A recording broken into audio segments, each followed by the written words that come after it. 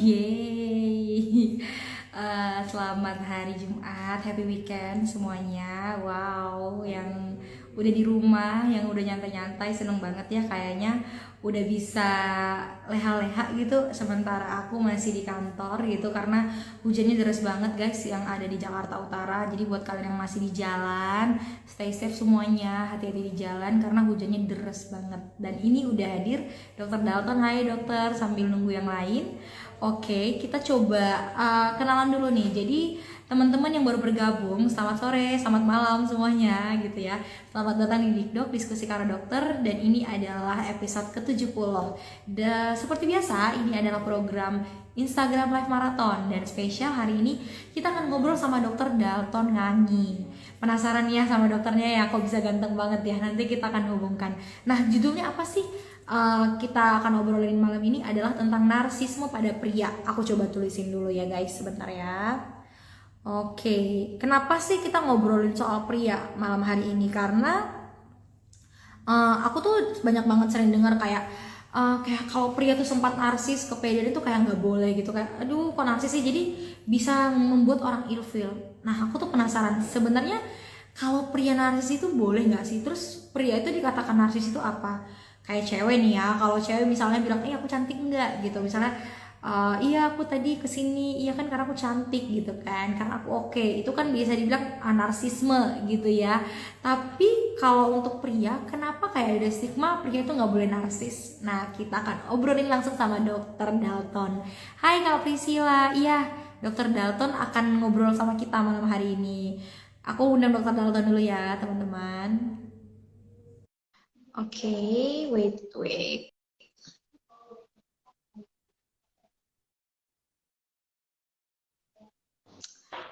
Oke.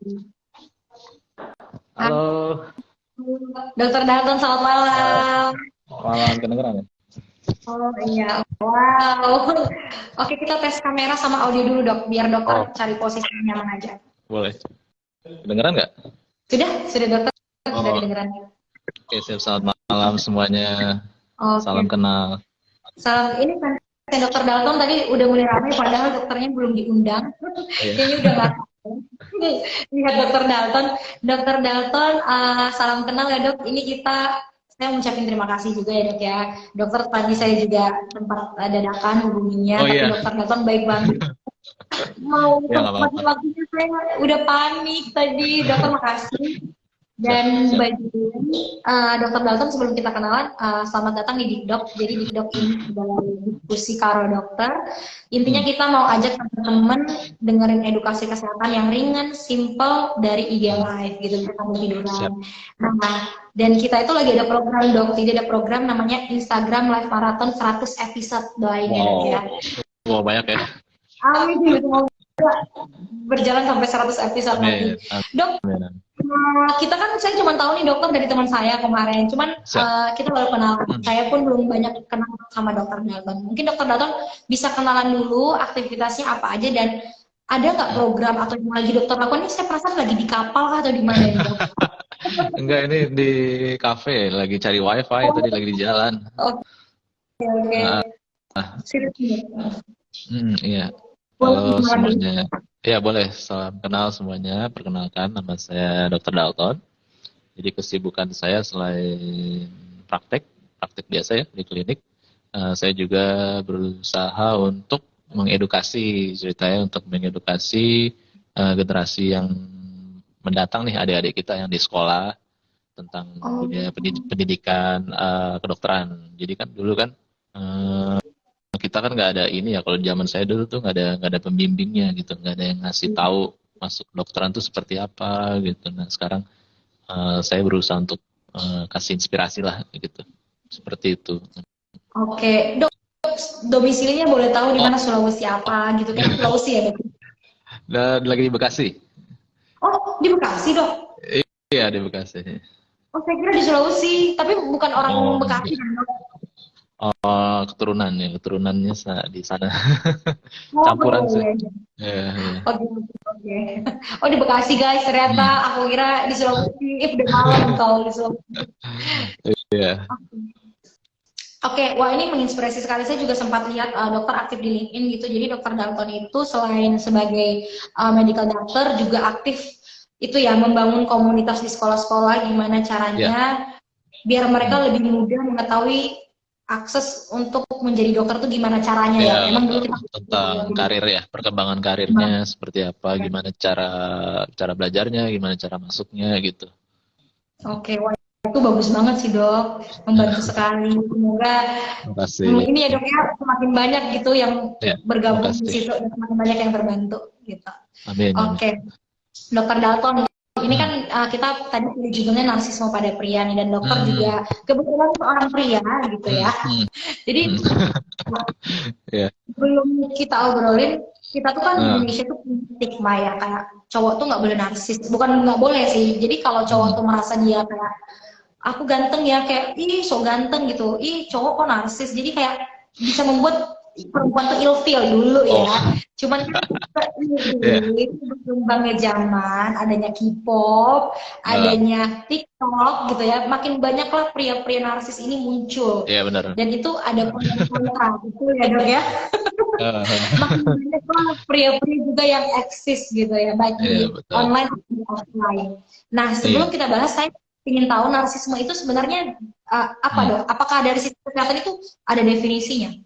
Iya betul. Jadi sebenarnya sih ini sharing aja kali ya karena saya Iya, bukan iya, pakarnya iya. juga. Ini kan lebih ke arah gangguan mental ya sebenarnya sih kalau dari sisi medis. Yang berkompeten tuh biasanya emang dokter jiwa ya, spesialis jiwa atau SPKJ biasanya. Cuman untuk sekedar sharing aja mungkin yang dari sudut pandang saya sih bisa dibilang memang kegangguan mental disorder sih. Sedangkan ini dikatakan mental disorder itu ketika sudah ada terjadi gangguan fungsi dalam kehidupan, gangguan fungsi dalam kehidupan sehari-hari maksudnya.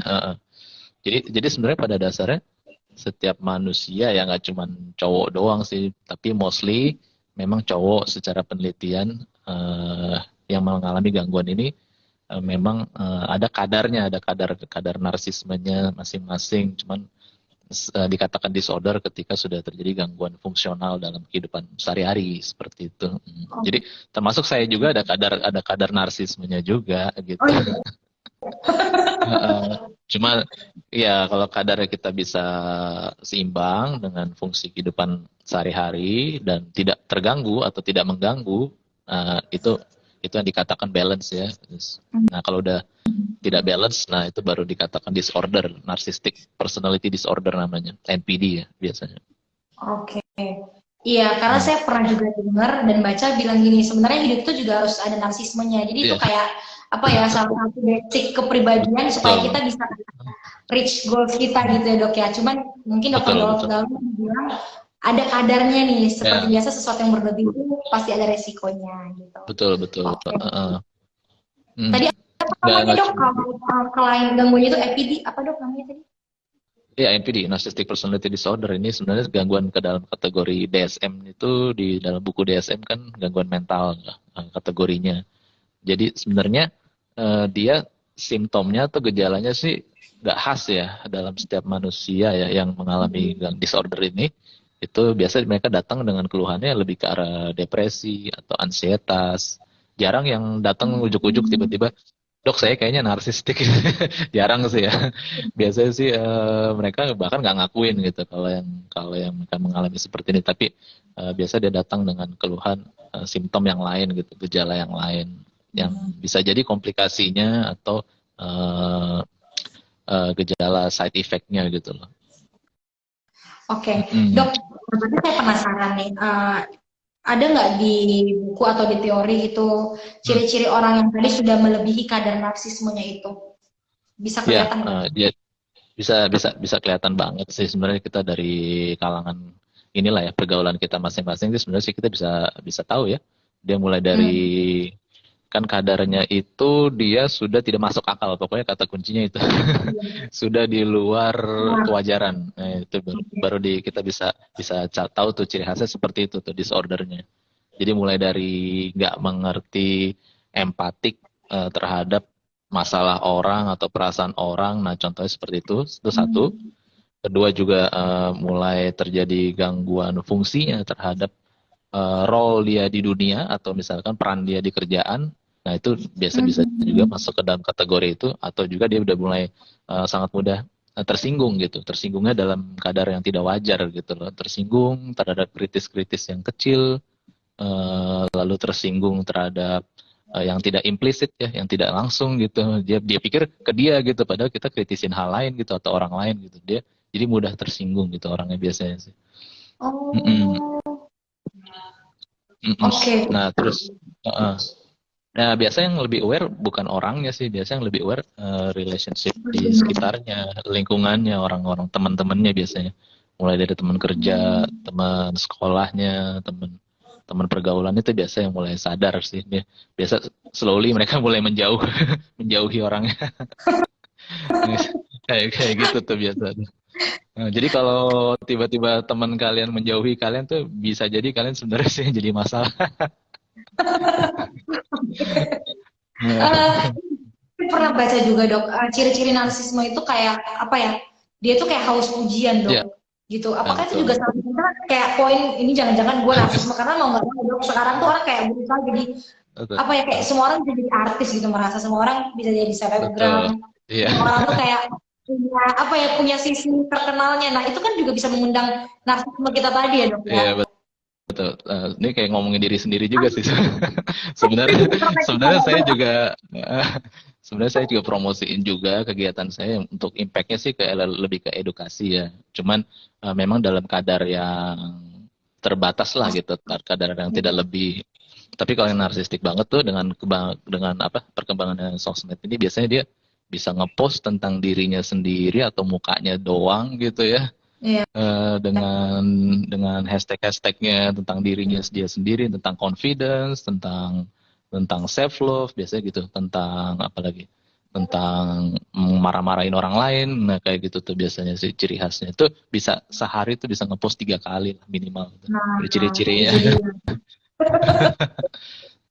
Ya seperti Bisa itu. kayak Mungkin yang bisa kita contoh worst case-nya ya itu yang lagi isu-isu terkini ya, yang si anak Dirjen Pajak itu ya. Nah itu oke.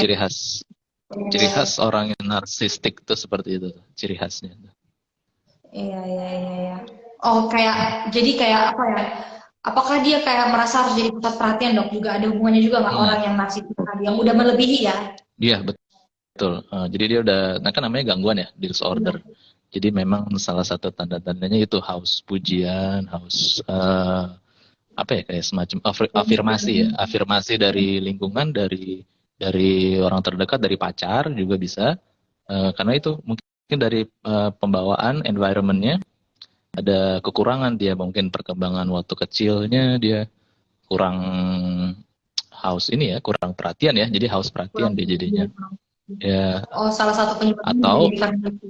hmm, bisa jadi haus perhatian, jadi akhirnya mekanisme feedbacknya itu adalah dengan cari perhatian gitu, caper. Atau bisa juga Hmm.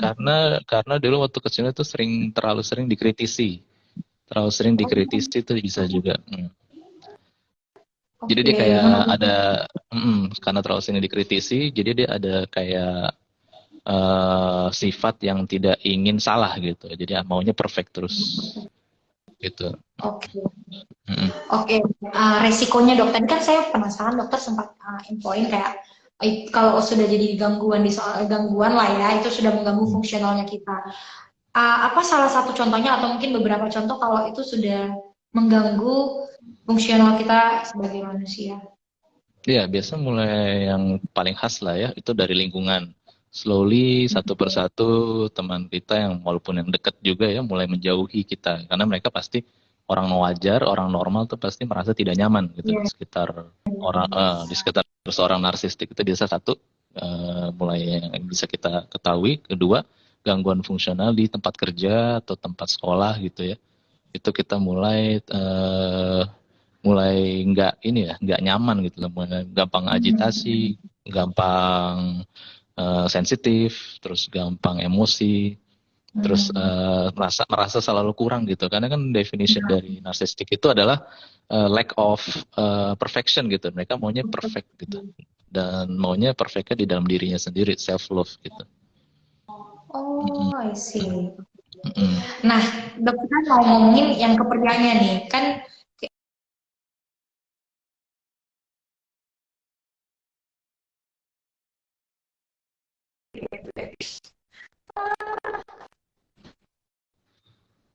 Halo?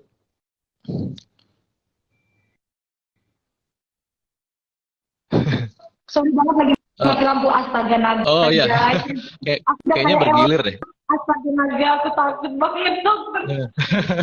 Kayaknya bergilir, bergilir. Soal kemarin di daerah sini soalnya. Dok, ini saya lagi di kantor ya dok, mohon maaf banget ini lagi mati lampu dok, kita Oh, lanjut sedikit lagi boleh ya. Saya nggak tahu ya dok ya, nah, kalau teman-teman nih Pak Pintar sama iya, saya. Eh, dia, tadi pria, kita punya stigma kalau pria itu kayak apa ya, di Indonesia itu kayak nggak boleh narsis hmm, gitu. hmm, Kayak, hmm, kalau pria hmm, bilang dirinya ganteng itu udah bahaya gitu ya. hmm. Dibantu teman saya sama pencahayaan. Takut banget, makasih. Oke, pria kalau sempat ada pria bilang aku ganteng, Iya, misalnya apa dia pasang foto-foto gitu. hmm, Sebenarnya kan itu bagus ya kata dokter-dokter dan pun bahkan menginspirasi beberapa teman itu lewat mungkin lewat foto, lewat postingan diri sendiri iya, dan itu juga hmm, mungkin membantu teman-teman yang lain kan dok ya kayak hmm, oh ini gak pernah terjadi bisa masa aku nggak bisa kadang kan gitu ya jadi bisa jadi hmm, motivasi. Nah hmm. sebenarnya menurut dokter zaman sekarang ya, di zaman sekarang itu boleh nggak sih laki-laki itu kayak upload foto, bilang dirinya Iya, ganteng gitu, atau bilang dirinya pintar, gue jago nih gitu. Asalkan nah, konteksnya misalnya memang apa ya, achievement atau apa, kecuali nggak ada iya, achievement terus iya. bilang gue jago tanpa ada apa-apa, gimana sih sebenarnya?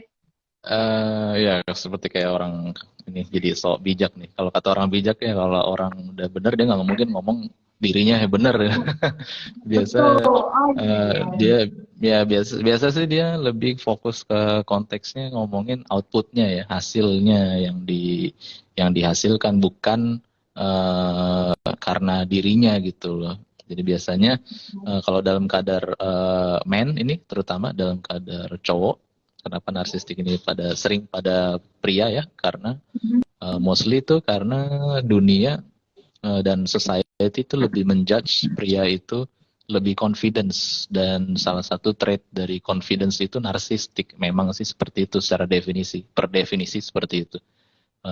Confidence itu ada kadar narsistiknya. Jadi dunia menjudge atau berespektasi bahwa men harus orang nih, pria ini harus confidence, karena mereka kan misalkan sebagai kepala keluarga gitu contohnya. Nah jadi dunia sudah menjudge seperti itu, dan akhirnya jadi turun temurun ya, pria jadi punya trait kecenderungan menunjukkan confidence-nya dengan cara kadar narsistik yang berbeda-beda seperti itu sih. Nah dia cenderung jadi lebih intoleran, terus jadi cenderung lebih lebih ke pede aja, padahal nggak pakai pikir panjang sebelum melakukan sesuatu, karena pengen terlihat sama society itu, sama lingkungan, bahwa mereka tuh pede gitu dan sebagai pria sejati gitu. Jadi jadi mungkin seperti itu ya, ada impact-nya jadinya. Mm-mm. Oh, saya mengerti. Mungkin kayak tadi dokter bilang karena ada tuntutan pria tuh kayak ya betul pria Ya, sejati tadi.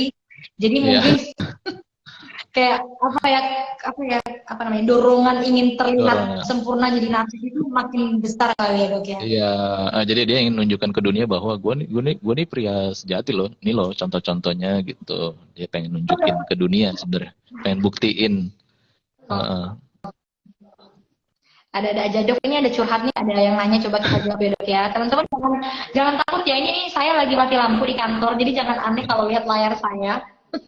Just Hmm. info aja. Ini, Dok, ada pertanyaan dari Sabella underscore ish. Tolong dok cara biar suami peka kalau lagi LDR dan biar suami bisa lebih menghargai sesuatu dong. Mungkin nanti ini videonya mau dikirim ke suaminya dok. Boleh dok? Iya, boleh, boleh.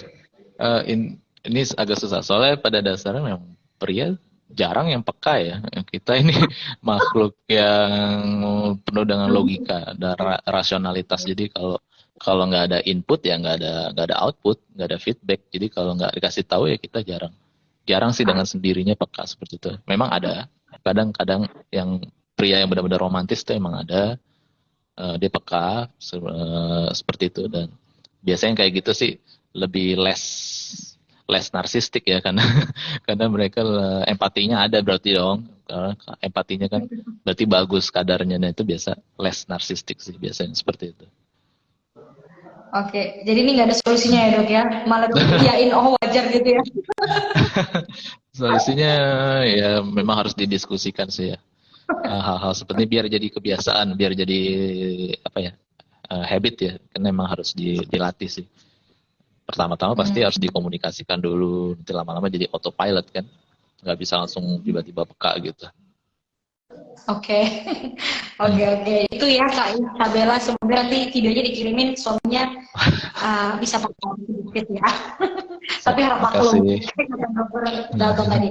Oke, dokter lagi ya, saya mau nanya. Berarti tadi kan sebenarnya laki-laki itu wajar dan bahkan ada penyebab kenapa laki-laki sekarang juga bisa narsistik gitu. Nah, untuk laki-laki yang sebenarnya dia pingin narsis gitu. Ada nggak solusinya dok? Kadang kan itu juga bagus ya dok. Kayak itu juga salah satu basic karakter kita supaya lebih bisa achieve goal kita gitu. Gimana caranya untuk laki-laki tuh yang kayak jadi pingin narsis? Oh, maksudnya pengen lebih confidence kali ya? Iya, mungkin ada step by stepnya Oh, apakah dari uh, terima kasih tuh. Iya, jadi yang bagi mungkin kurang narsistik atau bisa jadi kurang, bahasa halusnya kurang confidence lah ya, itu memang bisa dimulai dari step by step sih, mulai dari perlahan ya, mulai cobalah untuk berubah sesuatu yang bisa dirubah, yang kecil-kecil aja dulu gitu, do something good every day, yang mulai dari kecil-kecil dulu, tapi not necessarily jangan sampai untuk imbalan tertentu gitu loh. Nanti dengan sendirinya respon yang ditanggapi oleh orang lain tersebutlah yang akan menganggap kalian cukup confidence, cukup dalam konteks positif gitu confidence. Jadi bukan dari kita yang menilai, tapi orang lain yang menilai. Seperti itu. Oke, ya berarti step by step. Mungkin boleh diajari apa dok? Apakah diajarin untuk post foto selfie dulu gitu latihan? Karena nggak semua laki-laki ya dok. Itu kayak penuh effort banget dia kalau upload fotonya gitu dok. Itu kan kayak melawan juga, melawan rasa malu juga kan? Ya. Ya bedanya cewek sama cowok ya. Kalau cewek kan lebih mementingkan penampilan dari luar. Biasanya sih dari outfitnya, dari make upnya seperti itu. Kalau cowok mungkin yang as a real man itu mungkin lebih cenderung tunjukkanlah kreasimu gitu loh. Karena pada dasarnya cowok bukan diciptakan untuk menunjukkan ini ya, penampilan ya. Basically sih itu second sih, itu second alternatifnya sih. Tapi pada dasarnya satu trait yang dilihat dan dinilai benar-benar dijudge oleh kaum hawa atau wanita itu dari outputnya, dari hasil kerjanya biasanya. Itu tunjukkan hasil kerjamu, hasil kreasimu, dan itu kan menjadi nilai plus buat kaum yang lawan jenis ya, untuk menilai seberapa confidence kamu. Jadi kita nggak bisa nilai seberapa confidence diri kita sendiri basically. Oke. Wah ini nggak kerasa udah mau setengah jam. Dokter terakhir sebelum kita pisah sama teman-teman yang nonton. Ya. Mungkin terkait judul kita malam hari ini, narsisme pada pria. Apa sih yang ingin dokter sampaikan? Ini ada nih, boleh ada pertanyaan dulu sebelum dokter closing nih. Lanjutan dari dia. Pak, ini siapa temannya ya? Pelaku love bombing apakah punya gejala narsistik disorder? Love bombing. Love bombing itu lebih ke maksudnya PHP gitu ya? Kayaknya love bombing tiba-tiba cara mendadak gitu, apa sih? Saya juga baru tahu dok ada love bombing. Love bombing, iya mungkin maksudnya PHP kali ya, jadi lebih ke arah menebar pesona kali ya, love bombing ya. Mungkin. Itu biasa sih ciri khas yang ya kayak anak si dirjen pajak itu lah. Dia haus perhatian, jadi dia cari perhatian sana sini dengan cara menebar pesona, iya.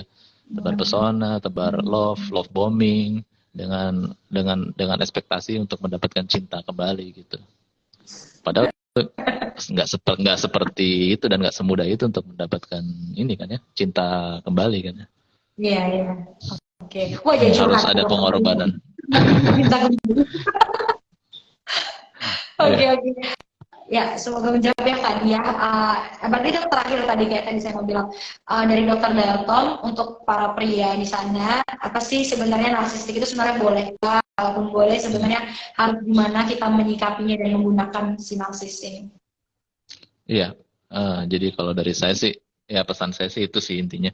Tunjukkanlah kreasimu, hasil apapun itu kreasi, hasil kerjaan, bahwa dengan seperti itu tuh society atau lingkungan akan menilai confidence kalian atau kadar narsistik kalian, tapi dengan dalam konteks yang ada hasilnya gitu loh, yang ada manfaatnya, nggak cuman self love doang, nggak cuman menunjukkan penampilan doang. Seperti itu sih kalau untuk pria ya. Kalau untuk perempuan memang wajar, mereka memang ada kadarnya, memang indah untuk dilihat kan. Jadi istilahnya memang ya wajar mereka menampilkan dirinya cantik segala macam.